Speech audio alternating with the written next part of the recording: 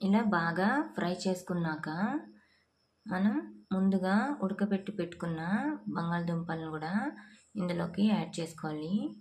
ఇదిగోండి ఆయిల్ అనేది బయటికి వస్తుంది. ఇప్పుడు మనం ఉడకబెట్టుకున్న బంగాళదుంపల్ని యాడ్ చేసుకుంటున్నాను. ఇలా యాడ్ చేసుకున్నాక ఇలా మసాలాలన్నీ ఈ బంగాళదుంపలకి పట్టేలాగా ఇలా బాగా ఫ్రై చేసుకొని మంటని లో ఫ్లేమ్లో పెట్టుకొని మూత పెట్టేసి 2-3 నిమిషాల దాకా మగ్గనివ్వండి. ఇప్పుడు స్టవ్ ఆఫ్ చేసేసుకొని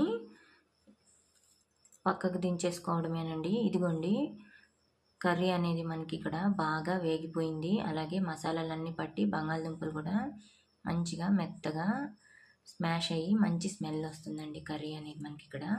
అంతేనండి, సర్వింగ్ బౌల్లోకి తీసుకుంటున్నాను. Thank you for watching my channel. Please like చేయండి, షేర్ చేయండి, అలాగే సబ్స్క్రైబ్ చేసుకోండి.